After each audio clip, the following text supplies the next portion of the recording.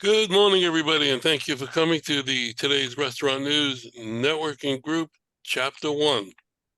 We are a group of vendors in the restaurant industry who are here to help each other in our businesses and to help any restaurant owner who might have a problem or an issue that they can't solve. We are here to help. We have hundreds of years of experience amongst us, and if we don't have that information on hand, we know where to go to get it. So again, thank you all for coming. We are broadcasting today live from outside of Nashville, Tennessee. And if you would like to come to one of our meetings, we invite you and give us a call at 561-620-8888 or go to our website, trnusa.com.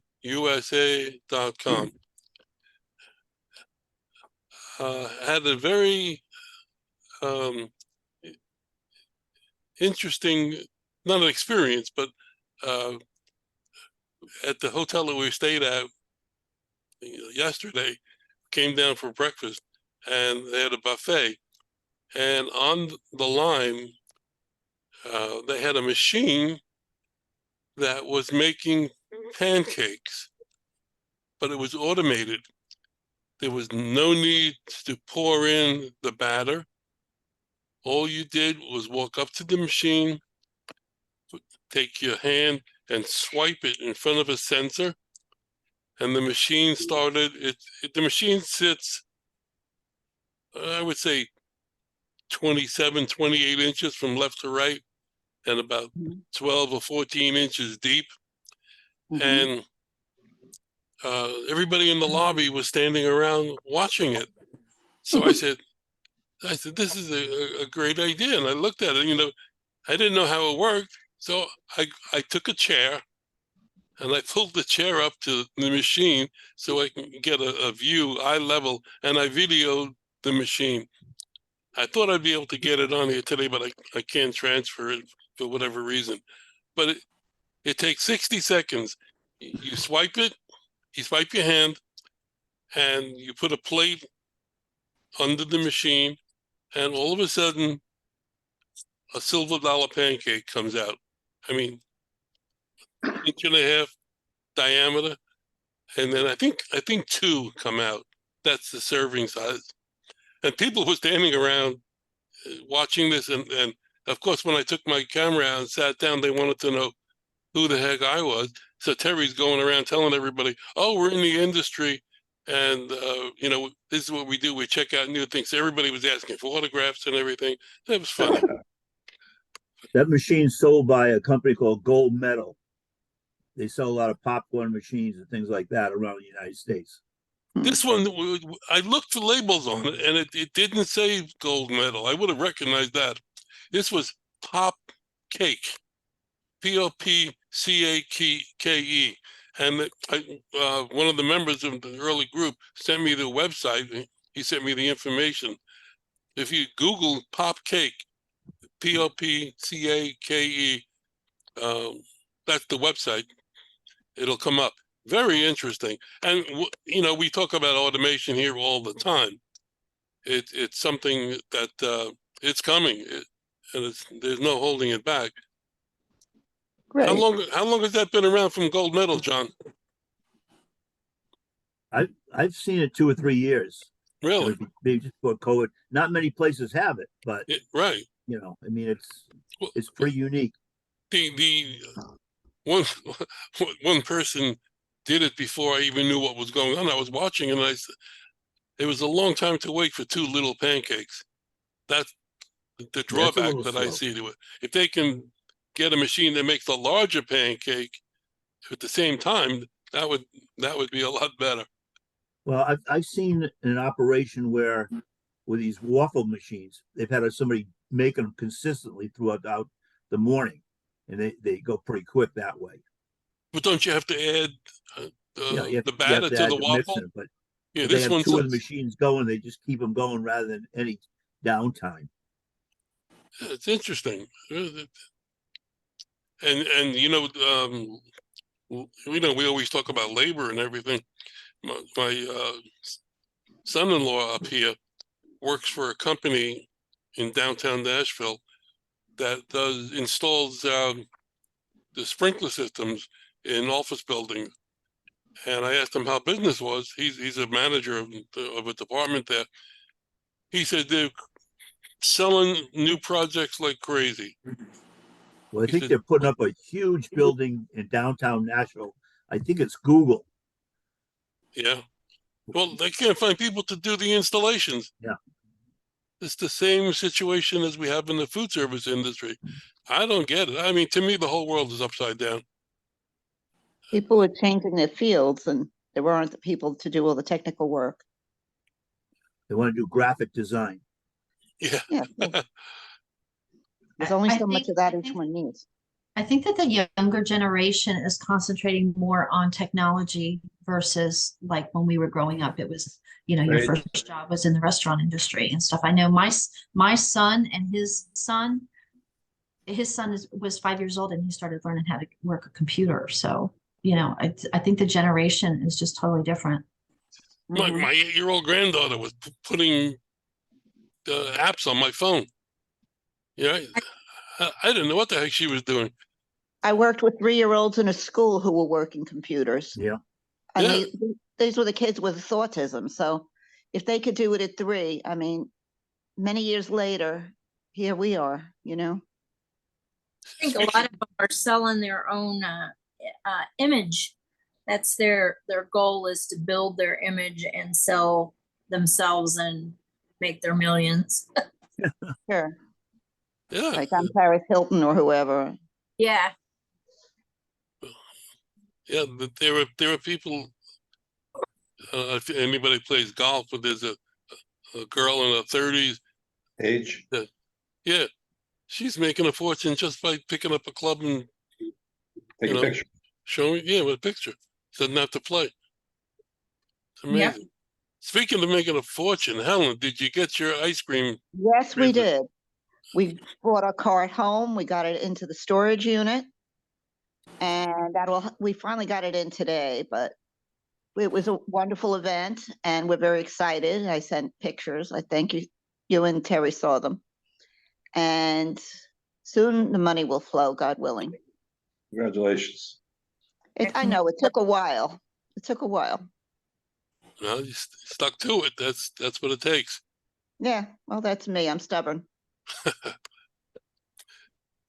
So let me tell you about this conversation that we had this morning that just popped up by itself. Actually, one of our members, who's actually a company like Darren's, so he's technically oriented, and to make a long story short, his bank account got hacked Oi, and emptied. oi. And he went to the bank and went through the whole process of getting it all reversed. But some of the people in the group had similar things that happened to them as well, and some of the information that the members had was very interesting and insightful. Darren, you're in the tech field. You have a lot of that information. One of the guys in our group does IT security, and he said that everybody should really have some type of company like LifeLock, something like to protect your accounts. So, yeah, most banks offer that level of protection, and if anybody has a Discover credit card, they do a pretty good job. You can enable dark web monitoring for free on a Discover card as well. So you'll see if there's any activity. I know AAA has a thing that you have a protect your ID. For me, the credit union, the I Think credit union, which is the old IBM credit union, offers the same thing for free. I mean, so there are paid services you can take, but check out, I know AARP has something, AAA has something. Those memberships bring value in those areas, but it's really a matter of knowing when something's happening on your credit report so that you can see when things come in. And so it's really, it's just education. It's knowing, and then also never using the same password twice is probably the biggest thing. So where I would differ from his thing, I'd say the first thing you need is a password management tool, so that you have different passwords for absolutely everything. I even go so far as to my security questions don't make sense. So when they ask you, what is your mother's maiden name? I'll put something Kalamazoo or something like that. You come up with answers that don't make sense, but you have them stored in your password management. So anybody who tried to socially hack would not succeed, because there's no rhyme or reason to any of my passwords or security questions. How does a password manager work? I mean, I'm always afraid that I'm going to forget my password. And well, yeah, you first and foremost, the one I choose is, and I think it's the best, but there are plenty out there, is 1Password. Another good one is 1Pass. I know a lot of people who use that. But what's nice about 1Password is it's a subscription model, and you can do a family subscription, which I have my wife, my daughters, and even my mother-in-law using it, because it's like 5 users. And it's in the neighborhood of about $100 a year for 5 users, which is really not expensive when you consider, the alternative. It includes all updates. It includes, the cloud storage of your passwords, and you just want to make that 1Password very difficult. But when you set it up, you have a security key that they tell you to print out, which I don't print it, but I have it. That key is your restore key to log into their website. If you forgot your password, that would be how you would get in to retrieve your stuff. So, and I also change that 1Password very frequently. So again, it's like never stay static. And, changing your passwords every so often is important. Minimum of 8 to 16 characters for every password, mixture uppercase, lowercase, letters, numbers, symbols. You've got to be crazy these days for security, because it isn't like someone hacks you. An infected computer is trying password combinations. That's how a hack happens. It's not that they're out there saying, oh, we're going to target Howard today. It's just they're doing a scan. They set up what these are called botnets, they hack low security computers, whether they be in people's homes or in people's offices, and aren't patched. They're vulnerable. And they use those to seek out and find other vulnerable computers. And that's how they find the data, and they'll get a keylogger going on, so people who, you get these emails all the time of, you've won $100 Amazon gift card, or call us about this, blah, blah, blah, blah, blah, click here for details. Those are ways that you're actually opening up those clicks. You've got to be careful, because you're opening up a loop that they can get into your computer if you have that vulnerability exposed. So the smart thing is be cautious. And as I tell people, just because you're paranoid doesn't mean they're not out to get you. So it's good to be paranoid and pay attention. And, again, don't view it as someone is hacking you, but, a program is hacking you is what's happening. And that's, they look for things. They go to your social media pages. They'll find out you post pictures about your dog. Many people use their dog's name as a password. Yeah. That's a very easy thing that people try. People use stupid things like, password, they'll use, their child's name, they'll use their birth date, or some anniversary date. So they look for these things that people post on, and that's how they get into your accounts. So the more random you are, the less likely you are to be hacked. And Darren, I don't know if you all heard this or not, but a week ago, one of the largest food distribution companies in the U.S. that does a little bit under $6 billion a year with a B. Yep. They were hacked, and they had to shut down for, I think it was 3 or 4 business days. Yep. Which meant that all of their customers scrambling to find product from the other distributors. And I believe that it was a ransomware attack, and somebody was trying to have them pay to get back into their own system. Yep. And there's now insurance companies are starting to sell cybersecurity insurance to help you through process like that. But in order to qualify for that insurance, you've got to have a cybersecurity plan. And I don't know if you guys were on when Matt Kinsey came on and did a presentation to the group, but that's what they do. And it's not just a one and done. You don't just say, okay, I put a firewall in, I'm safe. you have to have full policies and procedures. You have to audit it. You have to test it. And those are the types of things that businesses have to do in order to make sure they're safe and secure. And a lot of small businesses say, well, I can't afford that. But as you described, if you get an attack like that and you lose all your data, what's your backup plan? You know, how do you recover from that? And most businesses go out of business from a ransomware attack. Been there, done that. That's got right. You were hacked ahead. In 2019. Yeah, it's brutal. It is. It's very brutal. It shut us down for about 30 days and we recovered from it. New computers, everything. Today, we've got about 6 different backups that we do that are all redundancy all over the place, disconnect from the servers in the cloud. One thing that I don't do is the password softwares because they still can get hacked. I actually use 3x5 cards and everything gets changed up. I do it all manually, so it's not in the system. One of the problems that we have up here well, everybody's got it, but with your debit cards, most people don't realize when you put in your PIN number, they get straight into your account. Yep. So never use a debit card. Always use it as a credit card. 100%. Debit cards are very dangerous. They are. And the banks push it. And only up until about a few years ago did I actually get somebody at the bank admit it's not safer than a regular credit card. The other thing that we do, now we've exported for 100 years. But what we do is we have our operating accounts, we have payroll accounts, we have inbound accounts, we have outbound accounts. Everything that comes in from a customer or anywhere goes to an account. We move it internally and nobody knows what those numbers are. And so that way, that's the way we secure ourselves from the outside world. And then our bank has what's called a positive pay. Everything gets uploaded with the checks, everything gets verified. We actually had about a month and a half ago, a vendor's mailbox get hit and they stole the checks and they redid our check.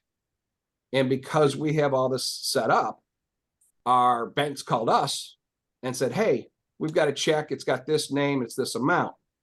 It was the right check number, right amount, but it was the wrong name. And these people actually walked into the bank with a remade check.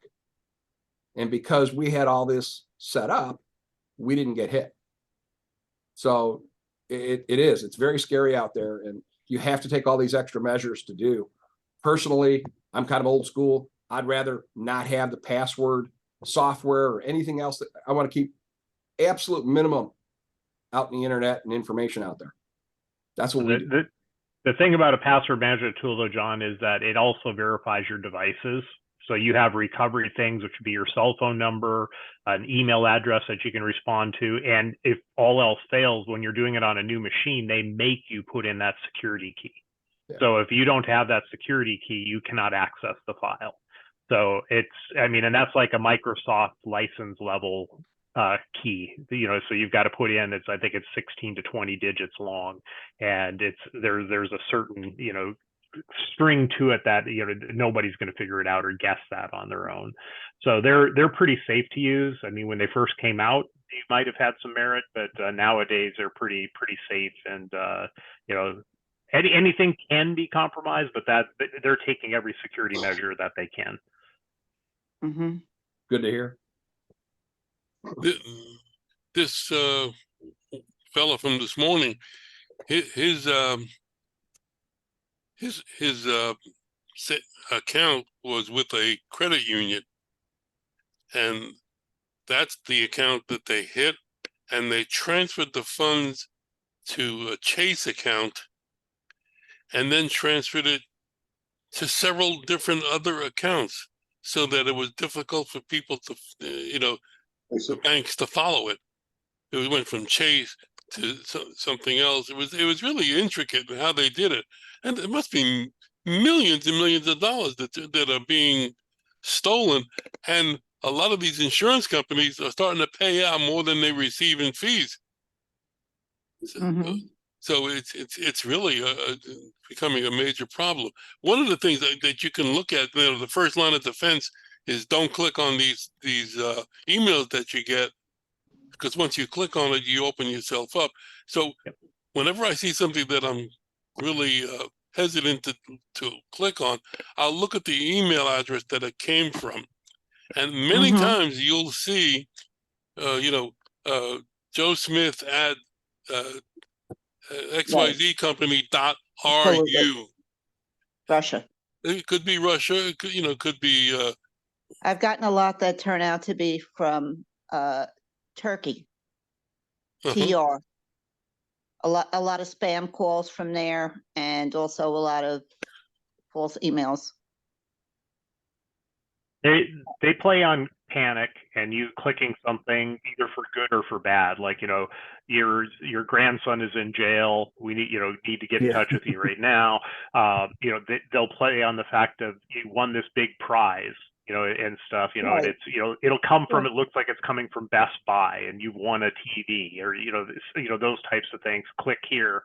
And as Howard said, always verify the email address it's from and look for typos. They also, we've had emails, I've had them go out on our network that you see that come out like they're coming from me at tracy.net or Right. our billing department at tracy.net, which are not accurate. Right. And when you look at it and verify in the headers, it's Have not your logo coming and from our everything. name servers. Yeah. Yeah, I got an email to Terry from Terry asking me to help verify her bank account or something like that. Yep. I mean, that's immediately, that's some cockeyed there. When I was working, sorry. Go ahead, Terry. No, I was going to say when I was working, I used to work for this hospital, corporate headquarters for this hospital, and their IT department had to grow so big. In the corporate headquarters, we had 100 employees, and 50 of them were IT people because of this kind of thing going into people's medical records. And it was a simple thing. There's simple things that they told us that when you get in an email, even though it says it's coming from this particular email address, put your mouse on where the email is supposed to be, and the real email will come up, but don't click on it. And so because it could say it's coming from somebody, but it's actually a totally different email address. If it's a hyperlink, yeah. Yeah, If it's a hyperlink, it was very informative and stuff for us through the company. But we constantly had issues with, fighting people getting into, patients' medical records. There's a method that they use. It's called the SLAM method. And these are initials. You can write them down. But if you verify your sender, that's the S. Verify the links, i.e. hover over them and make sure it's going to where you think it's going. Verify attachments, that they're actually legitimate attachments. Never click on an exe file or something that can execute and run something on your computer. And then, of course, read the message that's there and look for typos, because there usually be a lot of these are foreign companies. There will be small typos Right. in their translation that don't come through. So if you follow those points, that helps you to be much more secure when reading emails. Yeah, Howard, we were talking to somebody that said they had a sister-in-law that was trying to get into LIJ, one of their branches. And for 4 days, their computer systems were down, so they couldn't put her in a room because they couldn't figure out which rooms were available without the computer. So for 4 days, people aren't being checked into a room that need to be admitted into the hospital. Well, we had that coming into the hotel here. The computers went down as we were checking in. But who knows if it's true? The person working behind the counter could be telling you a story and hacking your information while you're standing there. I don't know enough about it to know that that's possible or not. Right. Yeah. Well, credit card skimmers are everywhere. What I say is I pay for everything on credit card and have more than one credit card in case one is compromised. You can use the other. And you're not responsible with any major credit card company for anything that's illicitly run on your credit card. They'll usually notify you before you notice it.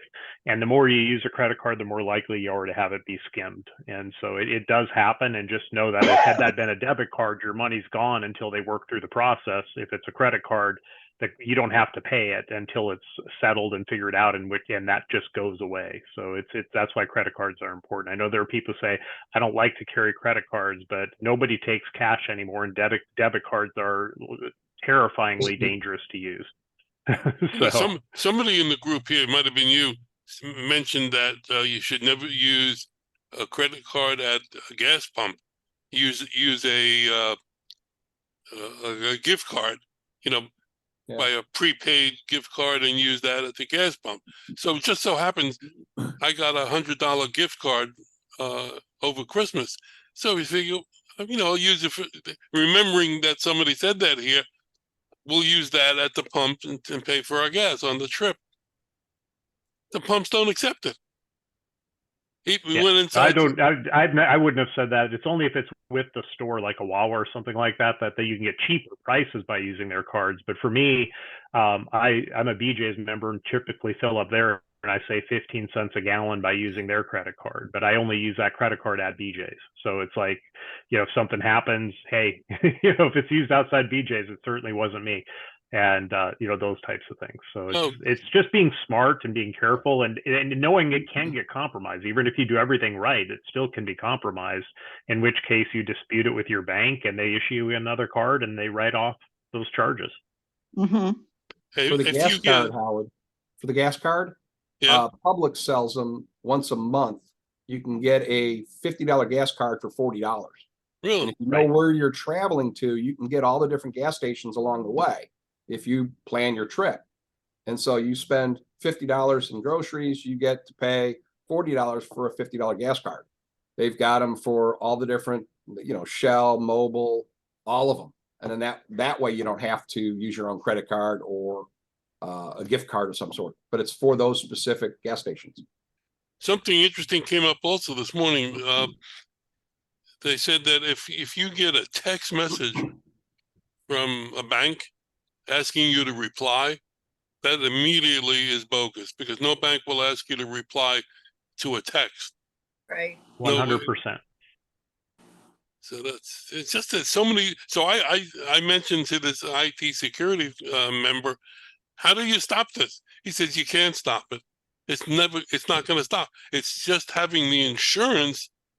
It's just like having auto insurance or homeowners insurance. There's always going to be an accident. There may be a robbery. It's to protect you once it happens. It's best practices. Yeah, best practices to limit your liability and minimize your risk, but nothing eliminates risk. Right. The funniest thing is when they call from a bank that says, something happened with your account at Chase. And I'm like, I don't have an account with Chase. What do you think? Yeah, we get that. That was a guy trying to get your information. Of course, but I mean, at least they could be a little bit more creative. Okay. Howard, this is why in Florida they lifted, everybody can have a gun now without a permit. That means if you don't like your neighbor, you can wind up shooting them. Yeah, but they don't really like that. Right. By the way, I want to I got on late because I've been having trouble with the phone, but we went to Cater Sauce. It was outstanding. Everybody should have been there. I gave them a little bit of information already. They actually had Gordon Foods there. They had a food show for Gordon. They had a whole separate show. Yeah. Which we didn't get to. Well, that's good. Yeah. It was. I mean, it's amazing to me what happened this morning and what's happening here now is that if somebody has a problem, even somebody, within the group, that's what we're here for.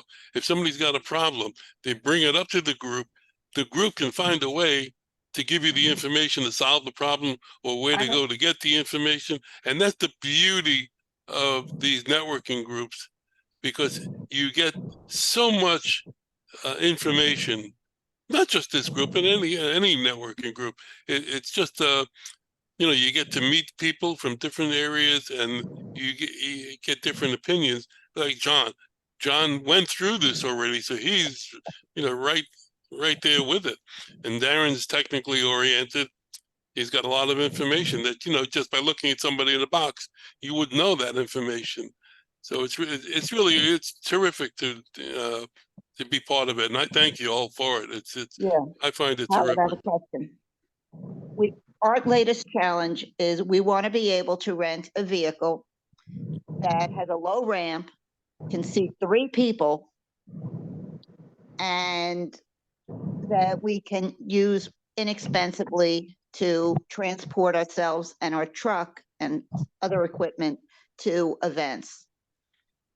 We So were if at a home, anybody has suggestions, Yeah. let us know. we rented a Home Depot truck. It was great. Drove well, was perfect. The only problem is it's high up. And when you have to, take a ramp, it's What it's not easy getting it down. do you drive a vehicle that is a No. towable, No, something that you can tow? unfortunately, not I really. love the Toyota Corolla we have. They advised us not to put a hitch on there. No. I don't know. Anybody have any suggestions? Or if somebody Well, the thinks of lowest something, cost let us know. is buying when they do liquidation sales, like UPS gets rid of trucks every so often. Uh-huh. U-Haul, those types of places, they auction off vehicles. That would probably be your cheapest way to do it. Huh. But then you also have to own a commercial vehicle, so it's the licensing, the registration, all that stuff adds up Sure. too. So I don't know that there's a right or wrong way, but look for auction sites. They're all the time. We're up at, in fact, in Orlando, they do big auctions on vehicles all the time. You can find That's a good some idea. steals. Helen, That's a I'm good idea. Thanks a lot, Dara. I really appreciate it. Helen, What? I'm part of a group that I can ask questions to and get resources out. So I'll see what I can find out for you. Okay, appreciate that. Oh, great. Thank you. Anyways, let's do our intro so the people who are watching this can know who we are. So I'll let John McCabe start us off. Good morning, everyone. Nice to see everybody this week. I'm John McCabe. I'm with a company called Carpigiani. We make ice cream, gelato, pastry equipment. We have classes in North Carolina and in Chicago and Bologna, Italy. And we look forward to adding frozen desserts, which can be very profitable to your restaurant menu. I can be reached at John M at CARPIGIANI-USA or call 401-368-6406. I am available anytime to help you. Have a great day. Thank you. Howard, I got to cut out, but Helen will be on, all right? Yes. Okay. Okay. Casey, good morning. Good morning. I'm Casey Klaus. I'm with SC Jetting, and we are a sewer and drain company. We specialize in restaurant drains, keeping them hassle-free and working for the restaurants. We service Central Florida. You can come and see us on our website at scjetting.com or contact us via our phone number 863-458-3609. Thank you. Thank you. I just want to mention, if anybody wants to do a presentation, please let me know so we can schedule you, especially the newer people in the group. It's important to do that so we all know what you do with a little bit more information and for people to see it. Darren, good morning. Good morning, everybody. Darren Gull with Tracy.net. We take the aches and pains out of communication services. We work with all the major carriers so we can help make sure you're paying the right price for the products you need and find the solutions to the pain points you have in your current solutions. I always say if you haven't looked at your phone bill in 2 years, I guarantee you're paying too much, and that's the type of stuff we can help you with.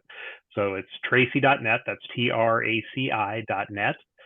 Her toll-free number, because we are nationwide, is 800-881-8899, or you can just email sales@traci.net. Okay, thank you. John Bunn, good morning. Good morning, everyone. My name is John Bunn. I'm with the Bunn Company. We manufacture the packaging machines that tie with twine. We're calling it guilt-free packaging today because it's environment friendly. You can reach us at 800-222-BUNN. Info@buntyco.com. Our website is buntyco.com as well. It stands for Bunn Tying Company, nothing to do with Tyco. That name actually dates back to the 1930s. We've been able to keep it that long. As you can see by my back screen, we can type boxes, bakery boxes, food boxes, to-go boxes, literally anything you can think of. I appreciate it. Give us a call. Have a great day. Thank you. John Marinak, good morning. Good morning, John Marinick, Marinick Food Service Consultants. We do restaurant designs. If you need a restaurant design, we're the people to do it for you. And our number is 954-817-1183. Thank you. Kevin, good morning. Good morning, everybody. Kevin Anderson here. Strategic Supply Chain Partners, www.ssc.partners. We are a full-service restaurant consulting company that specializes in helping small to medium-sized emerging brands, QSRs, fast casual, casual polished, and casinos, and how they acquire products through distribution. We negotiate and sometimes renegotiate their distribution agreements, and at the same time, manufacturer deviations.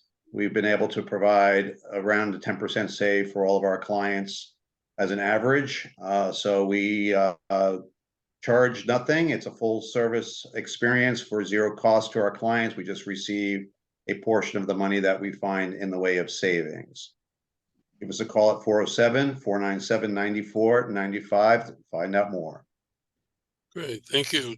Terry, good morning. Good morning. My name is Terry Ark, and I am owner of Creative Business Impressions here in Boca Raton. I provide promotional items, so I can provide anything for any company, restaurants especially, that they need to put their logo on. It could be the patio umbrellas, it could be table covers, it could be events for catering. I like to promote at least one item a week. Today, I'm going to show you the spreader that you can put your logo on. If it's a great way to get somebody to keep your company name in front of them. So my contact information is terry.arke@outlook.com. The company is Creative Business Impressions. My phone number is 561-308-1393. I put my information in the chat, and please help spread the word. If you can come up with a little pancake flipper, we can. I can do that.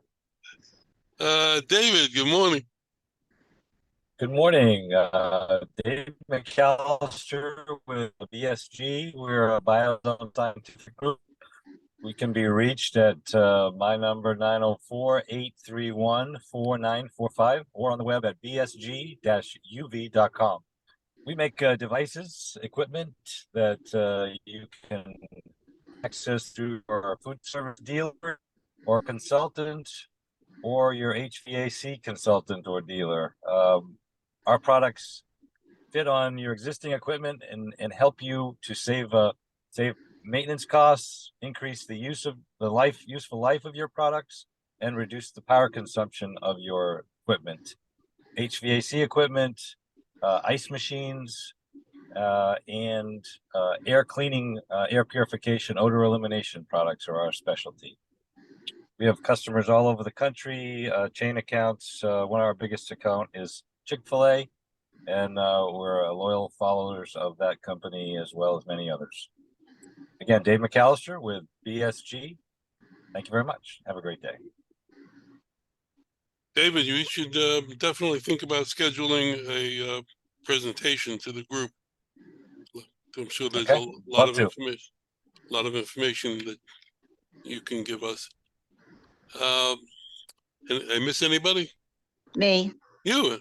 For some reason, my picture's not coming up. We see you. Oh, you do? Okay. We see you, yeah. Look like I'm floating. I want to tell us a little bit about Catersource also. I've never been to that show. Okay. It was at the Orange County Convention Center, which in itself is, a city unto itself. There were hundreds of vendors. We met with people at Sterno, at, a lot of them with things that had nothing to do with what we were planning. Right. So I bypassed some people. But we met some people that were really, really related to our goals, even Sterno. There was very little in the way of tastings of food offered, which was a disappointment compared to the restaurant show.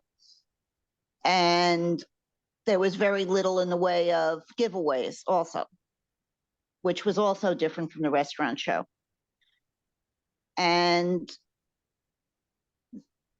who were the exhibitors were people who provide the supplies to, furniture, the table settings, and a lot of compostable materials for dinnerware and fine dining ware and furniture. So those were things that were interesting but of no use to me personally. mm-hmm. So we bypassed a lot of those. But at Sterno, they had something that would be good for transporting ice cream, if we have additional beyond the 6 that would fit in our cart. So it would be a good freezing, good for freezing some additional tubs. And I wonder, was Mark Wilson, who was here last week with the curveway, I wonder if he was there. That would have been perfect I for didn't him. see that. I didn't see them. Doesn't mean he wasn't there. It just means, Right. Interesting. yeah. About how many exhibitors were there? I don't know if it was 300 or 400, I'm guessing. Mm-hmm. All right. Interesting.